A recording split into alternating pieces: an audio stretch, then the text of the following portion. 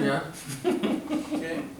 So what's the point of being here? How does this help I you? have several people I can send you He was joking. I want to help people. I want to help people with money. Right.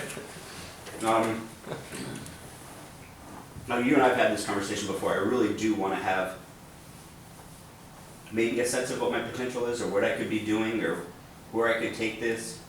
I think I'm the thing that holds me back, because I can turn down referrals as easily as take them, and not be worried about that now. And maybe when I first started that was a worry, but do I want to be something bigger than I am? Okay. And like you guys have decided you want to be big and you want to do it, and I just haven't committed to that, because you know Ty Kehoe, Huh? He's my attorney. Right. He worked on two Right. matters for me as creditor. working great, works out of his house, has been doing it for 13 years, whatever many years now. He's been a long time working out of his house, and he and I hit it off a while back, and he's like, you don't have to be big to have a good life. And I've got friends that have kept it small and just did what they could do and have coasted just like I'm doing right now and have had a wonderful career. Right. And are happy. And this last year I've been happy. And I mean, not that being at a big firm doesn't make you thrilled, right? But it's been good. And so do I want to be bigger? I have a hard, I don't know. So learning, I guess, that is one of my goals. There's definitely growing pains. Sure. Definitely growing pains. I mean, I owned a business before. You remember I had the tow truck company. Yeah. I mean, when we had 16 employees, you know, then we cut down to 6 employees, and I made more money with 6 than I ever did with 16, and I slept better at night. So being bigger doesn't necessarily mean more money. Right. Being bigger doesn't necessarily get me where I want to be. So being bigger for its own sake isn't what I want. Right. I know that. One of the things we will talk about is a lot of times less is more. Right. You know, focus, the ability to focus. What do you want to get out of this? One idea you said. Yeah, well, I said, learn something new. That's Learn something new. Okay. And money, more money. Got it. You just have to give him some money Great. right now and you'd be happy. I've already gotten just You got this free food. lunch. I've gotten as much out of this as I could have Jackpot. to expect. So one of the things I want you guys to think about, and I've got an article I printed out a copy I can email to other of you, is just about, sorry, that's one of the guys coming. Said, I'm coming, I'm just not there yet. So, think about your practice, because there's 4 classifications of firms from my experience. There's people that do a lot of repetitive work, and then there's people who do a lot of custom work. And you probably work with firms that do both. Some of you may still do both. And then you have a low degree of client contact, or do you have a high degree of contact? And so, I'm not used to these that much. So we kind of call these counseling practices, if you think about it.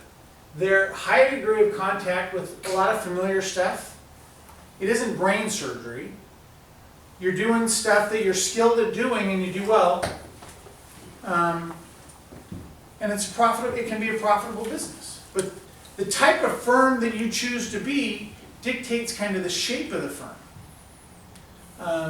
Then you have some that do a lot of custom work and they have a lot of client contact. And so that means maybe a firm that's a little bigger on top and smaller on the bottom. Where this can, this, okay, you think about this, a pharmacist, low degree of client contact, there's a lot of repetitive work. I think, when I think of estate planning, I think of Jeff Burr. He does a lot of this kind of work. Pretty soon when you think of estate planning, you're going to be thinking of math. Yeah, but It's not always low degree contact. it isn't. No, in fact, Jeff, I've done work with him. I mean, he's done work for the Finleys and the Greenspuns and a lot of big families. But then there's some other guys that do some specialty stuff. You think of intellectual property work. Some of it can be pretty cookie cutter. Low client work, and I mean, I'm not saying that the type of work you do dictates this. It's the shape that your practice is. determines this. Then you have like Will Kemp, in my mind. He does a lot of class action, big, complicated, litigation, but he never talks to the clients really. So these things, firms are shaped differently and have different profitability measures based on, and that's what that article is about. And it's got spreadsheets in the back and some other stuff that I think if you're interested in money, you're gonna like that article. And so this dictates also your marketing, because there's some firms, if you think of the heavy hitter, Glenn Lerner, right? His is a consumer practice. His is about mass advertising. Hennessy and Haight, is kind of they've projected themselves as an image above that, but they're still a consumer practice. Lots of smaller cases. Ed Bernstein, there's a lot of these guys. Richard Harris especially. He had an advertising. He and I would have all kinds of debates all the time when I first started marketing Maynard and Harris.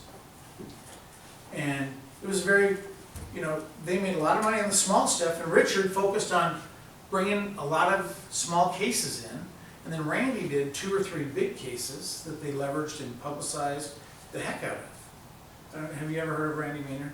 Mm-hmm. Yeah. So this dictates a little bit how you position yourselves in a lot of the marketing topics that we're talking about. Because some of you have a more consumer practice, and the internet plays into that a certain way. A lot of the principles of marketing offline also can be applied online, and that's what Ian's going to talk about. So what does it feel like to be a buyer? I probably should. Insecure. Yeah. There you go. Nice. You're taking risks. There's certain feelings that you have when they trust you with, I've got one chance to win this litigation. Do I choose you or do I choose you? Who do I choose? And they're worried, they're impatient sometimes. Do they ever get called any news yet? That type of thing. And so they feel exposed, they feel ignorant. Oftentimes, especially in a lot of business matters, I've been involved with a lot of beauty contests, especially with accounting firms. I would have guessed that. No. But pitch, basically where you have to pitch. Customers are excellent at getting a good short list of firms. And they're ignorant with their ability to choose between those. Because how do you tell the difference between Armstrong Teasdale versus Snell and Wilmer versus the... We've done our fair share of beauty contests. They're good at getting a short list, but they're indistinguishable, it's hard to distinguish. And so they're a little ignorant, they're skeptical. Does he or she just want my money? Those types of things. And so, to me, when you think about this, both online and offline marketing, there's 2 key principles that you need to think about that are critical.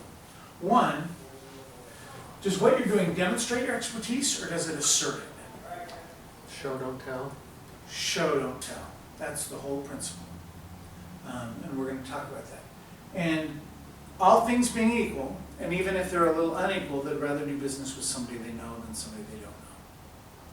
So apply those online as well as offline. And those are principles that Ian's going to talk about, and I think now we're back to him. I just wanted to lay that foundation from the offline world to turn it over to the online world. Online world. It's fun. So Mike was talking about kind of shaping your practice, like what quadrant does your practice fit in? And so, as I said before, that basically shapes your business plan, your systems, your marketing, your hiring and firing process, things like that. And so, wouldn't you agree that no matter which way you want to take your firm, whether you want to stay the same or whether you want to grow big, that if you had, you guys can picture your ideal client, right? I'm sure you can picture it. You have good clients and you have bad clients. You have some who you wish that you probably wouldn't have taken, right? We all kind of have those clients, right? They kind of maybe suck your margin or things like that. So if you can market to all your ideal clients correctly, don't you think that you can align, if you get your marketing right with your clientele, you target the right people and you build relationships with them and eventually they become a client, that'll help you with your business goals. We would all agree with that? Okay. So let's think about all the different ways we can market. How many ways are there? At least 3. At least 3, that's right. At least 3. Hundreds. Social media, right? That's big now. Facebook, LinkedIn, Twitter, those are big popular ones. Instagram, Snapchat, Vine. He likes Pinterest.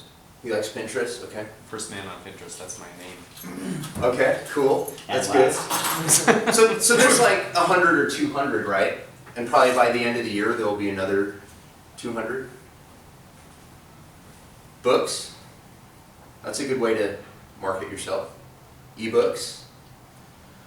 Blogging. I'm sure everybody's SEO guy told them to blog, right? We need to blog. Most people don't know what to blog about, but that's okay. Email marketing, that's a good one. Pretty sure everyone here is here because of an email or the relationship they had behind it. Pay-per-click, that's fun. That can get real expensive, especially for attorneys and lawyers. Video marketing, that's a good one. That's a fun one. That's a good way to, like what Mike said, demonstrate your expertise. Local marketing, Google+, Yelp, Yellow Pages, online or offline. I'm sure a lot of, would you, I know you guys eventually are going to branch out into, be in a regional environment, but would you guys say that all your clientele right now are just specifically local, specifically Vegas? No? Not at all. Really? Yeah. That's good. Well, I mean, Where are some of your clients? right now, Los Angeles, several of them in Houston. I've got a whole slew of Texas people, but like New Jersey, they're all referrals. That's good. Work that comes in from elsewhere, but they all need local counsel for some reason. And you have the capacity. That's good. That's good. Banner ads. I'm sure you guys have visited a website before and gone somewhere else, and then you saw that same. What's that? Got in trouble for that. Oh yeah. Sounds like a good story. Direct mail. That's fun. SEO. Kind of the bane of our existence, but kind of needs to be done. Yellow Pages. Newspaper. So anyways, okay, you guys get the point. There's a bazillion different ways to do it. And there's 100 different ways, and we could talk about one way of doing it. But we're going to go over some principles that are going to allow you to, no matter which one of these you choose, whether it's one of them or all of them, that you can do it correctly and do it in a way that's going to help you with your business goals. So everything here all revolves around one thing and one thing only. It's your website, okay? And so we're going to talk about 4 different areas of your site that are going to help align your marketing. Should be pretty simple. The first one is personas, buyer personas. Well, then that's basically an advanced form of market segmentation, coming up with your ideal buyers, crafting a message for them, coming up with a good design, and we'll talk a little bit about design, but really it's mostly about the user experience and then getting those ideal buyers to become leads in your system, and you can nurture them and sell to them and things like that.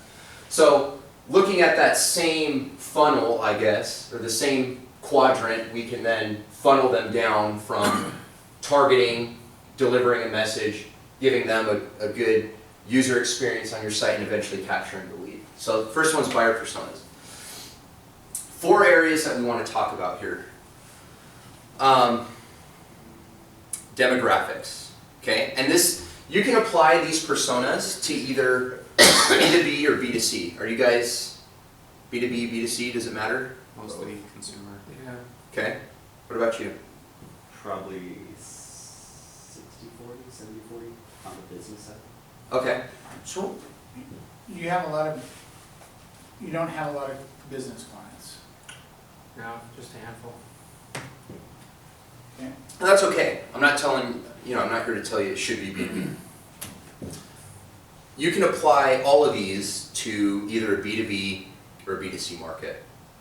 On the B2B side, demographics doesn't really play as much, but you can still come up with a scenario based on the other three where you can build a picture of a business that this guy, who might be a consumer within this business, what he would be in.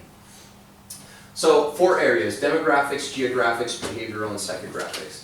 Demographics is the typical thing that we'd look for in a person. Are they male? Are they female? How old are they? Things like that. I'm sure you guys are all very familiar with that. Here's a sheet we're gonna talk about too. Yeah, that's good. We're This is, gonna apply a lot of this stuff there. If I could just interrupt real quick. Sure. I'm not a big believer in big business plans with professional firms. Most of the smart people that, I've learned from also don't. So this has some of these concepts. When you talk about the sandbox is, what is your market? What is your area? What's your target? What you've already talked about. What's your key messages? Who's your core customer? Is basically the personas that Ian's talking about. So you can use this for notes, and we're gonna ask you to potentially fill in some parts to start building your plan. Right. Okay. Geographics. So, like, it's Gordon, right? Yeah. So, Gordon, you have clients all over the place. We have clients all over the place. We have clients in 20 states. Do all of those clients share something in common? Whether are they all rural, suburban, urban? I think the one common denominator is y'all have a problem in Nevada, and Okay, there you go. they, So they have a link to Nevada somewhere. yeah, because I'm only licensed in Nevada. I don't- Right, exactly. So you have to be, okay, Right. gotcha. So that's interesting. So you can really explore that, and I'm sure that's a way that you guys could, when you're looking to expand your business, that you might be able to leverage your local abilities here to branch out maybe and say, okay, it's going to bridge the gap between here and Cali or Utah or Arizona or whatever it might be. So there may be some similarities between all your clients now that you can use to help identify what that geographic area might be. For some people, it's a slam dunk. It's like we can only do, like Len Lerner. Well, he's got several different offices, doesn't he? Lots of And different he gets in states. trouble Yeah. in lots of states. Oh, yeah. I Louisiana. think he got thrown out of Texas or Louisiana. Louisiana, I think. I thought Illinois too, you got in trouble. Oh, wow. Yeah. It's doing well. The next two are far more important. I mean, not to say the other two aren't, but the first two are the easy ones. The next ones are you got to think about a little bit more. So behavioral. Does anybody know how your clients buy, what their buying behaviors are? Some of them. Yeah. And so I like to give an example of the iPhone. The new iPhone comes out. There's always the line of people who, there's the guy who camps out at the store for 48 hours before. And then there's the guy who buys it, a year or two later after they've squashed all the bugs and done things like that. So all those different behaviors, it's good to write all these down and figure out what are the behaviors, the buying behaviors of all of my clients now, what do they have in common? And that'll help you build your persona. And the last one is psychographics, and this is really getting into what is it that my buyer is thinking? What problem do they have? What do they value? Like, I value trust and integrity over, say, something like reliability or something to that nature, right? I need somebody who's going to be able to pick up the phone whenever I call them as opposed to somebody who may not be super trustworthy, right? So what are those values that your clients have, and how are you crafting your services and the message of what you provide into these personas? If I can just share one example, I was working with a larger firm, and I surveyed a bunch of the clients that had, in the last 3 years, switched to the firm, just to try to figure out what was the common thread. And almost every one of Make sense?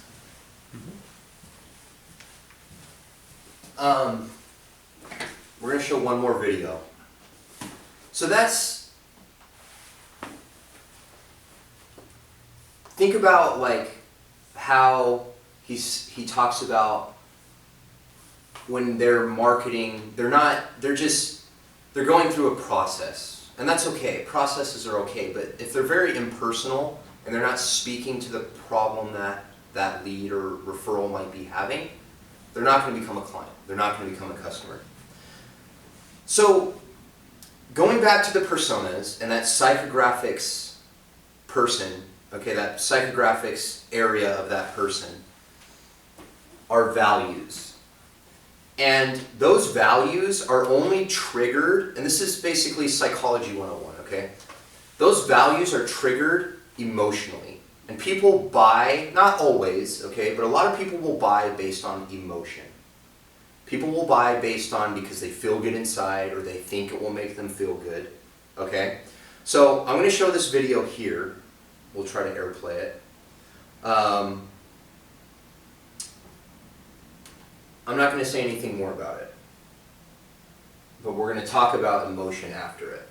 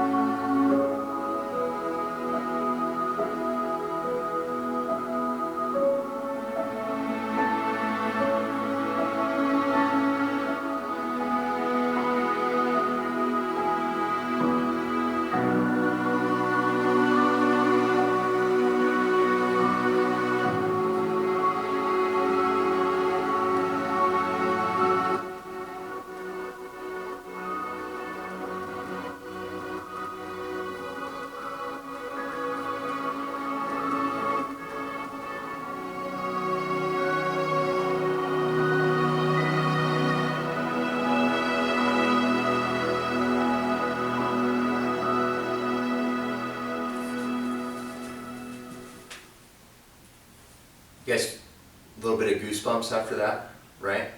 Especially if you have kids or something like that. Oh my. Let's see here. People buy an emotion almost always and then justify it by logic. Exactly. Something motivates them to do something.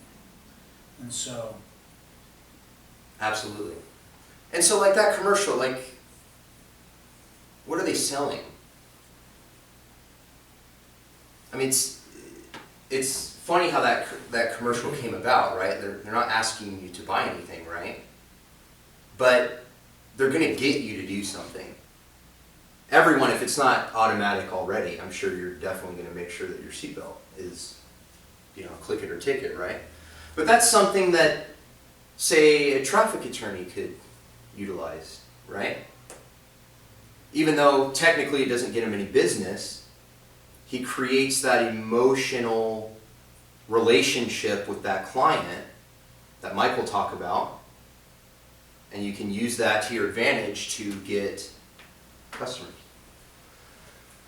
Okay, third part, design and UX. I'm not going to talk a whole lot about design, like the actual aesthetics for it, because there's a lot of rules for it, and you basically have a web designer do it. Somebody who has graphic design experience and things like that. But we got to take what this guy says. We all know him. Design is not just what it looks like and feels like. Design is how it works. And that's really the most important thing that we're going to talk about when it comes to your site, is not the look and feel, but how it actually works. What is it doing to target your personas, deliver your message, and ultimately capture leads. Again, I found another site. Okay? Not even talking about the design, the aesthetic, should it be red, should it be blue, none of that. Okay, all of that aside, what's good about this site? It's a big logo, you know who it is at the top. Okay? But would I buy based on who it is? Maybe, once I get to know them, but this doesn't help me get to know them. What helps me get to know them? Remember what Mike was talking about? Gotta give him something. Right? Demonstrating your knowledge. Right here. Elder law, workshop, consultation, newsletter. For elder law, I think they should just get rid of this newsletter and put something else in there. But workshop, don't you think, based on their personas, that somebody who is 65 years plus is more likely to attend a meeting than they are to open up an email? I don't think it's that big of a stretch, right?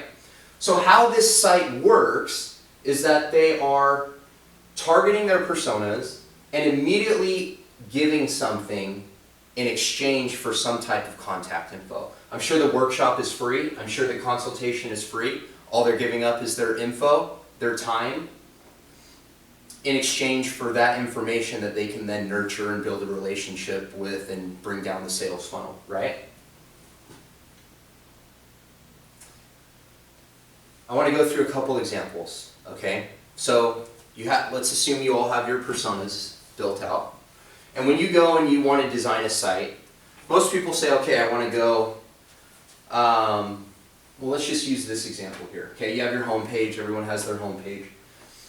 You've got services, reviews, about us, and contact. That's your main navigation. And then you've got drop downs for traffic tickets. This is just an example. Traffic tickets, PI, and criminal defense. All three of which are very different personas. Would you agree? Someone who got a traffic ticket is going to have a different type of message than someone who needs a personal injury case, or especially criminal defense. Were you going to say something there? Okay. So that's what somebody would say typically without, like if they're just thinking what they want to do for a site, that's what It's a they do. cookie cutter website. It's a cookie cutter website, right? But without changing any of the pages, if you use your personas, you can change your navigation so that you can funnel your personas down a path that you want them to go to, which is they enter the site. You may use verbiage and messaging to get them, to attract them to some offer or something like that. And just by making a few changes, by getting rid of the services page, just putting these three main persona areas up in your main nav. You may have to alter the design a little bit, but now that person now knows where to go without having to hover over a drop down or anything like that. The Quickly. issue is avoiding clutter. Can I get to where I want to go quickly? And it sounds simple, but it's a lot of these very basic principles are not applied in the majority of the web, which is why we just have to go back to the basics. Going back to the basics with your marketing, with what do I want to be in 5 or 10 years. All of that, stripping down, will help you create a better site, create a better marketing plan, and things like that. The next thing I'll talk about, mobile design. Statistically speaking, half of your visitors will visit the site from a smartphone, from a mobile device, either a phone or a tablet or something. Just statistically speaking, okay? Mike wrote a blog post just a couple days ago where he spoke about how, so about a year ago, mobile web usage as a whole surpassed desktop usage. And when was it, Mike? Was it this month, last month? It was just announced last week that July, more searches on Google are done on a mobile device than Okay. a Then on a- desktop.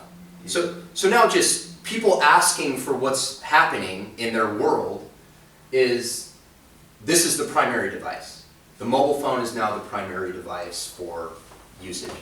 And so what you want to do is make sure that your website is mobile friendly.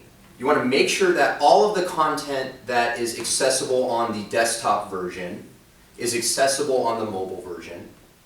And how we like to think of things internally within our organization is when we're building a site, we build the mobile site first and expand out, as opposed to trying to condense all this desktop version site into a small screen. So if you flip your thinking just a little bit and thinking that, okay, by trying to condense everything onto this handheld device, guess what you're going to do? You're going to make your navigation super easy.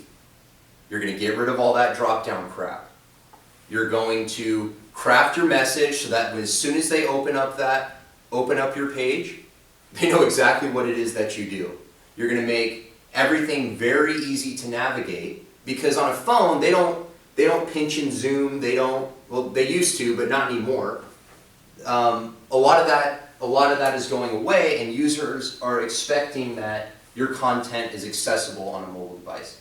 Google will, and I don't think you should ever do any one thing specifically for Google, but they updated their search factors, Your search algorithm. their algo. When somebody is searching on a mobile device, which is now statistically over half of the people, that if your site is not mobile friendly, it will not be displayed on the mobile search results. So, Isn't that crazy? Wow. so they will prefer a mobile site on a mobile device. And if you don't have a mobile site, you're basically SOL. And they're testing it with a few different industries and a lot of different keywords, but it's been going that way for some time, and it's only going to get worse. The other principle with mobile design is just test it on a couple different phones. Like if you just have an iPhone, you want to make sure that you're adhering to a lot of different screen sizes. So the term for that is responsive design. So instead of designing something specifically for the 480 wide iPhone, if you do it responsive, it just adapts to the width of the browser, whether that's a phone, a tablet, a desktop, whatever, right?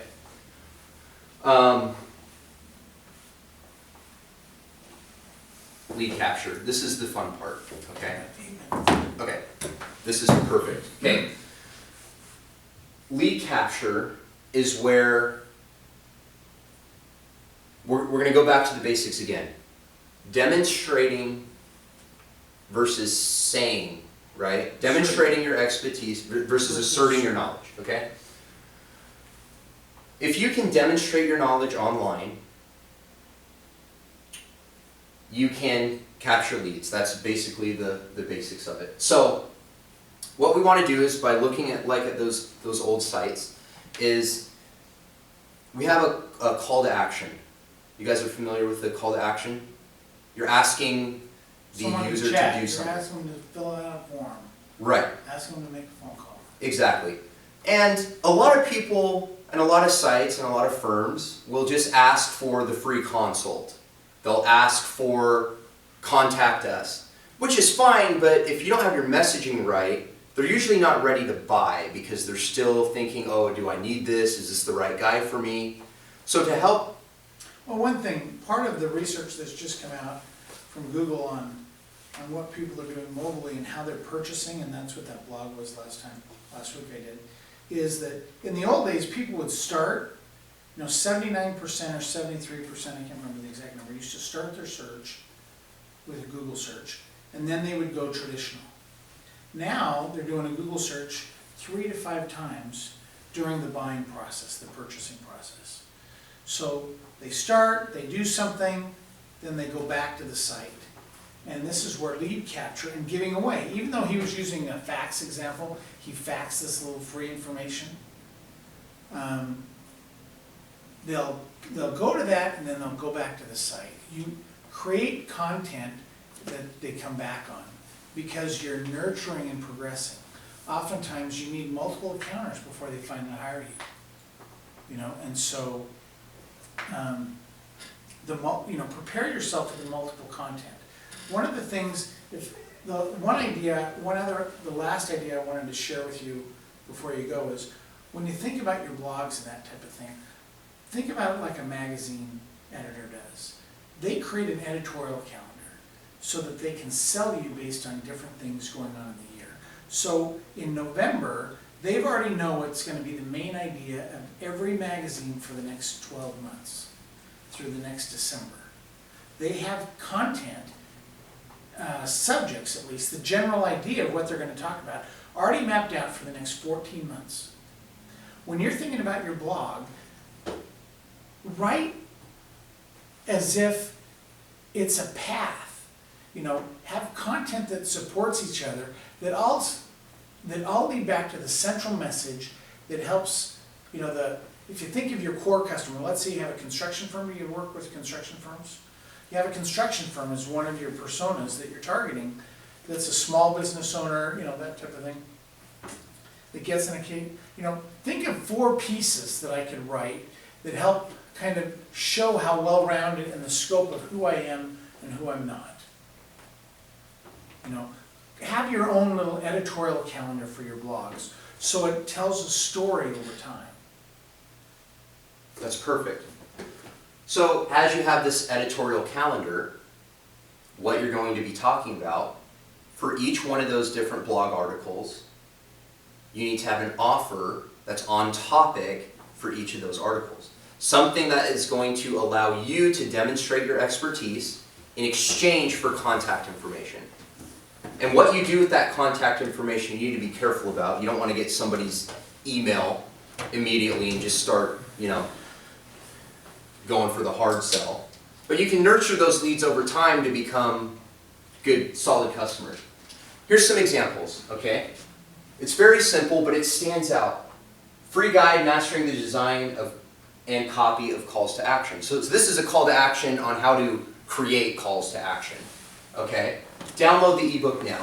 You click on that, it goes to a separate page which we'll go over in a second. It's called a landing page, okay? And you'll fill out your info. Try it free, no credit card required. These are all examples of calls to action.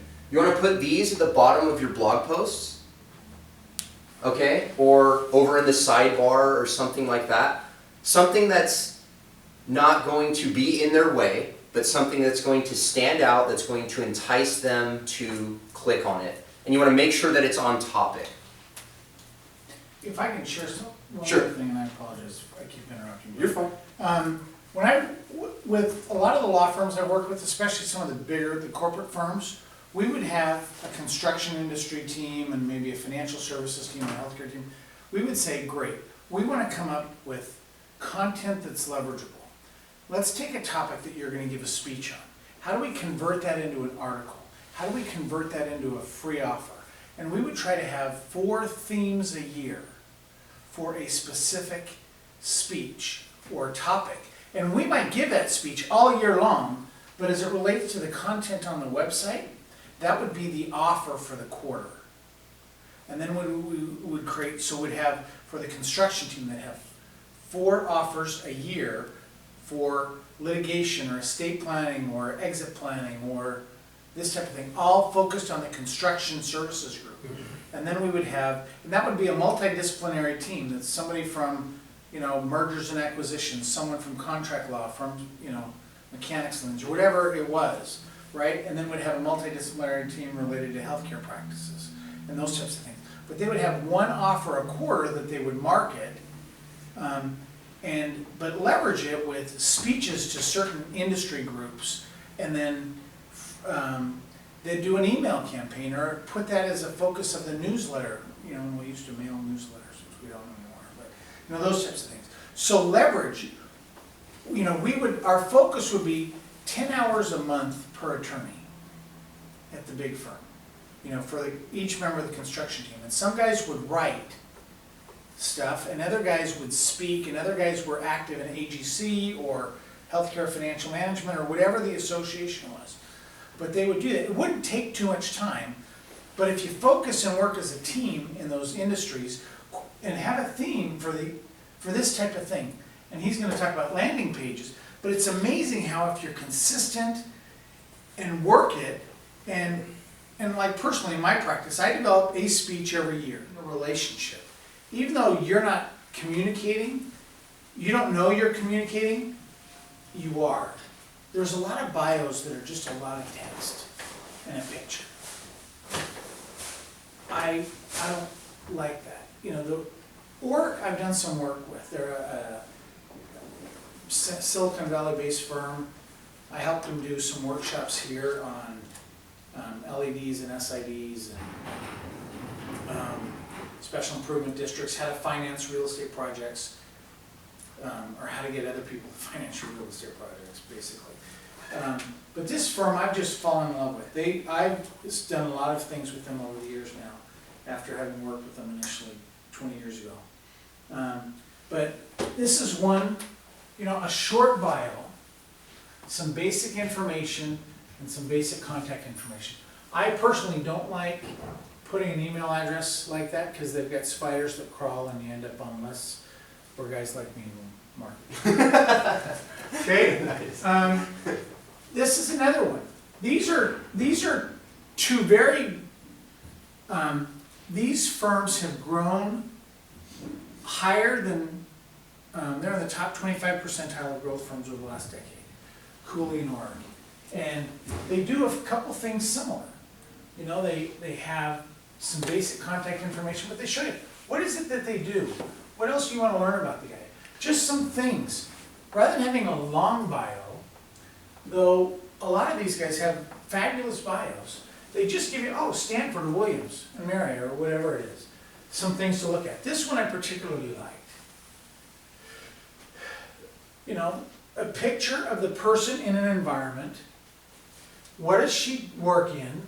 Where's she admitted? What courts is she admitted in? But then publications. What have I done? This says, you know, for you, this is where I'm a specialist. National Labor Relations Bureau. You know, if you've got something related to them, this shows where you're a specialist. You know, and what is she speaking at or where is she going to participate in? Okay? So it tells me a lot about her. What industries is she in?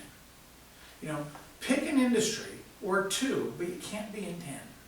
Or, you know, give your whole heart to the Henderson Chamber or whatever group you're in and be there. Be the #1 guy. And I know you guys spend a lot of time, especially you guys. You've invested a lot in marketing, in hours and in dollars. But focus. Be known for something. Be in a category where, even if it's a really small category where you can be #1 or #2, and you can earn a good living at it. So think about your bios versus a lot of text. You know, this is okay, but this is what sets you apart. You know, because it says, I'm doing stuff. I've been asked to speak at this group. You know, that helps set me apart. So the key to success, I think, in a lot of this is not so much vision or strategy. It's about alignment and execution. You know, if your message is consistent through all the different vehicles that you do, through an email, through a speech that you give, through this, if it says who you are and it resonates, it rings. When you get that, that's when you perform well. When you have that alignment within your firm, within your own practice, on your own, if you're consistent. But too many people try to be too many different people, too many things to too many different people, and it doesn't work. And so, I think that's, with that, we're done. Hopefully you got something out of it. Thank you. Thank you. And if you have any questions, we're here. Anything you want to ask? Ian or me? The very first slide you had up with the 4 quadrants and you get the Mm-hmm. different sides, I'd like to see that again before I pick up. Okay. We can email these slides to you guys too. Cool. But there's some firms that are flat, right? 1 senior person, 15 junior people. Okay? There's some firms that are, 3 senior people. I feel like I've got portions of my practice in each of these quadrants. And, Right. And I'm not saying that's good or bad. But over time, what I could be more effective you need if I to had. be determined. You need to decide where you want to be. Yeah. And part of it is, you throw spaghetti at the wall. You try some stuff, and everybody's different. Everybody's gonna have certain success in certain areas, and you'll figure it out. But determine, kind of make a conscious choice and throw it out there. Zach, you look very pensive. What's going on in your brain? So, I don't know, a lot.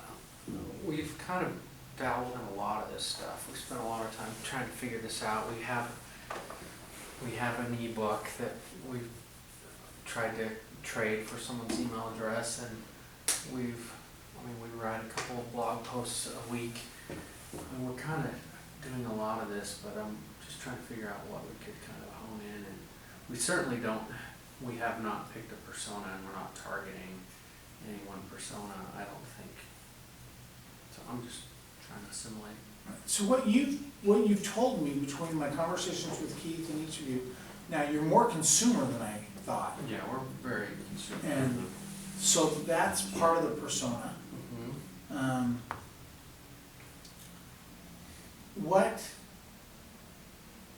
other things, if you think about your target client, one of the things that we like to do is, oftentimes I'll do you guys use QuickBooks for your accounting? Or No. what do you do for accounting? Our accounting's in our practice management system. Okay, so you do a client dump, right? I do a sales by customer summary, and just dump your clients with the last quarter, the last 6 months, the last whatever characteristic. Year's fees, whatever you bill, or I like collections, because you want the guys who pay you versus the guys who bill, okay? And then you sort them by highest fees to lowest fees.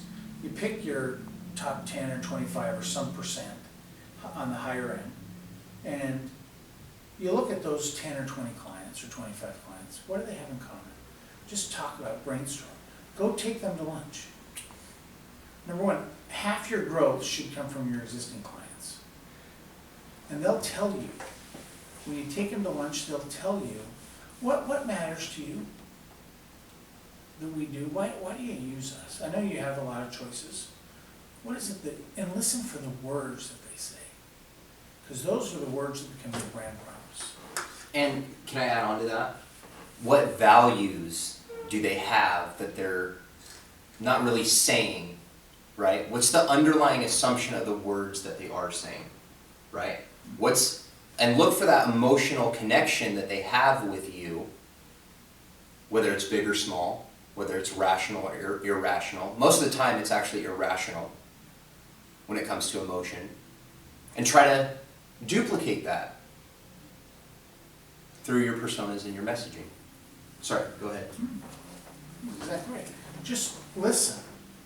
Listening is one of the best skills. We know that already, but we probably don't use it enough. And even like with the big firms that I've worked with, from Arthur Anderson or Kummer Kempfer or Snell and Wilmer, those guys, I do coaching with some of the individual attorneys. They kind of have their niche, and they just start figuring out, what's the last case I worked on?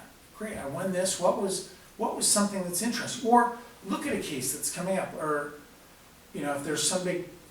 I remember when the Harmon was being deconstructed, right? And they were having lots of court rulings related to whether we keep it and who deals what. You could write timely little 3 paragraphs with a link to some other article, to a client that's buying that. Or, for you, what's your biggest industry that you work in? Is it construction? It's a consumer. It's what? Personal injury. Personal injury. So it's consumer personal injury. Any characteristic related to that?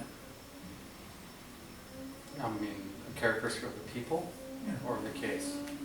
Are they Hispanic? I mean, what is it that's attracting them to you? Are they more auto, or what kind of? Yeah, well, we like the auto ones better Why?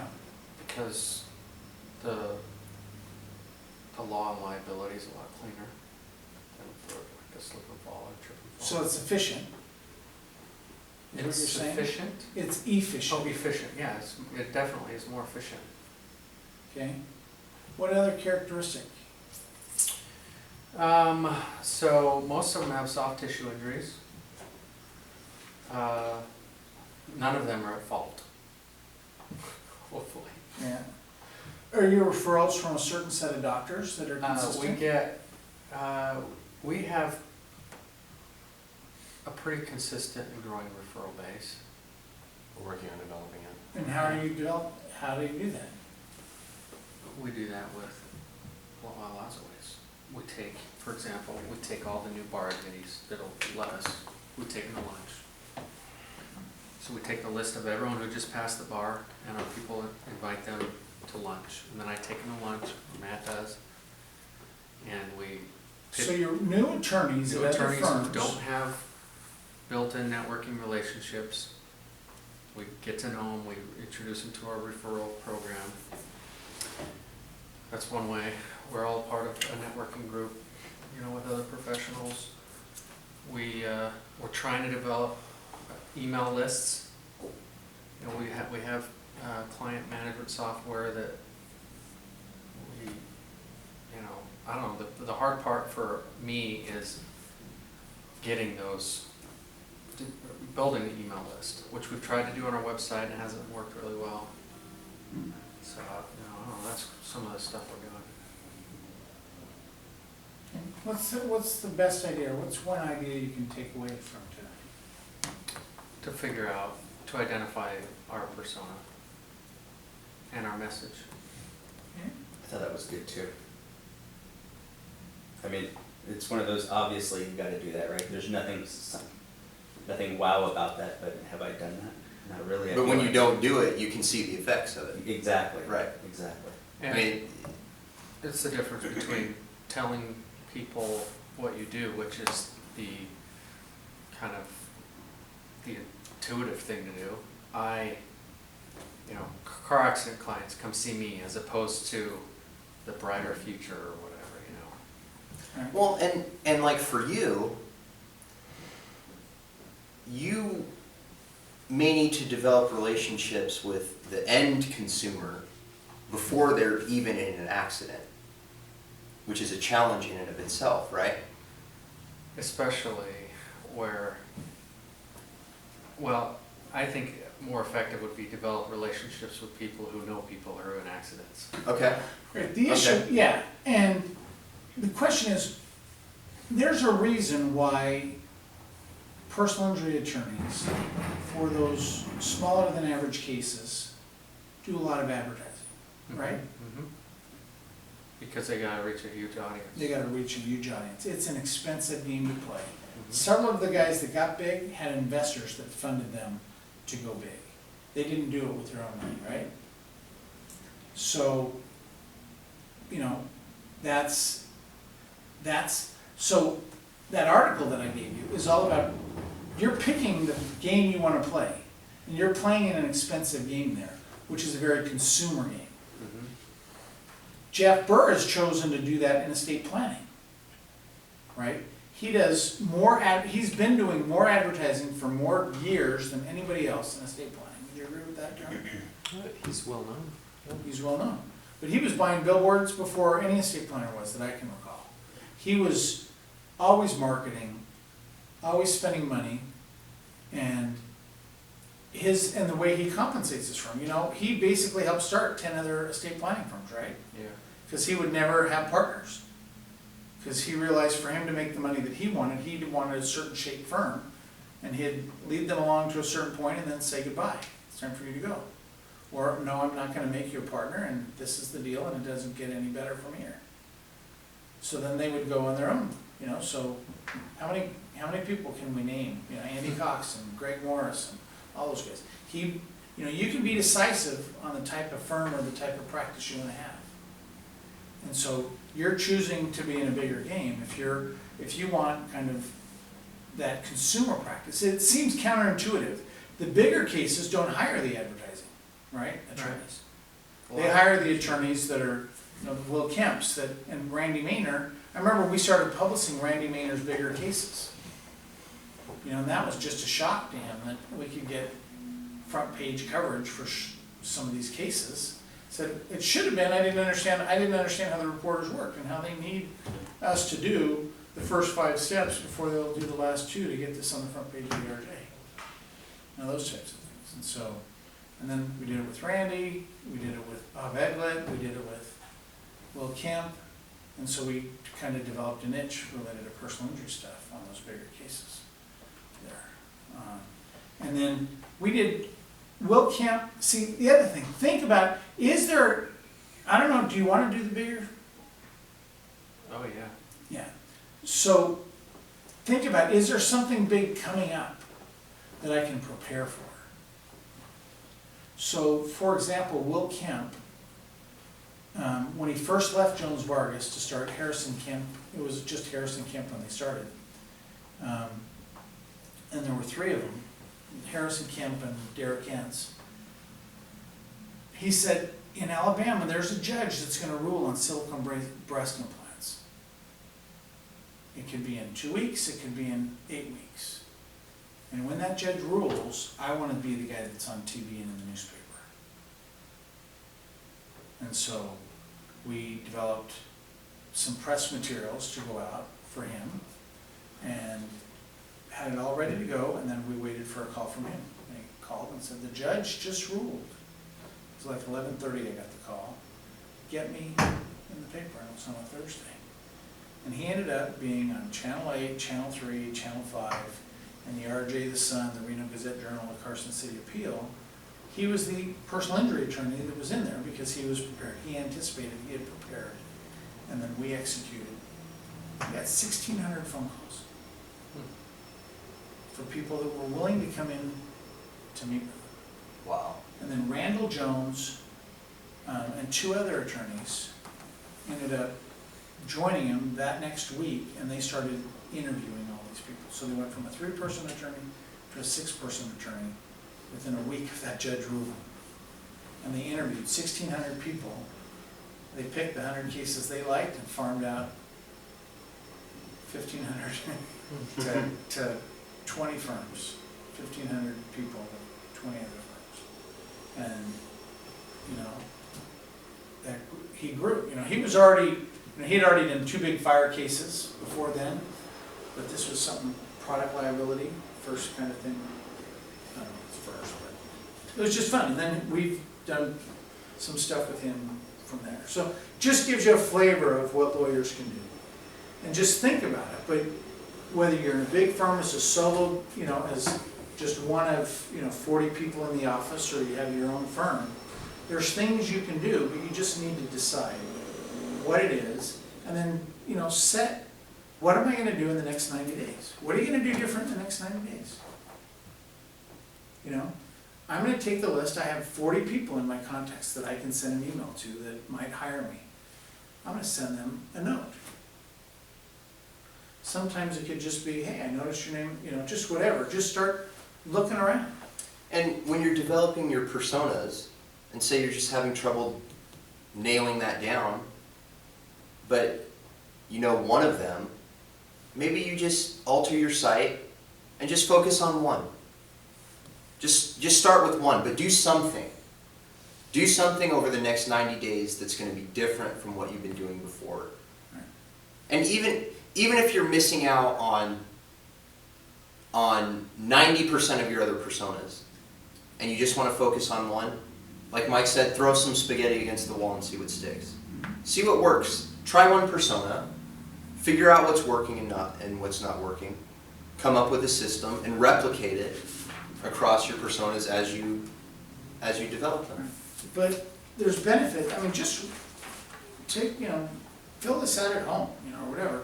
Throw this on your wall. You got to look at it. You got to know your persona. You got to know your key message. Know your elevators. And look, he's read more on marketing than I think most of the guys that I've ever done this kind of a presentation to. You do a lot.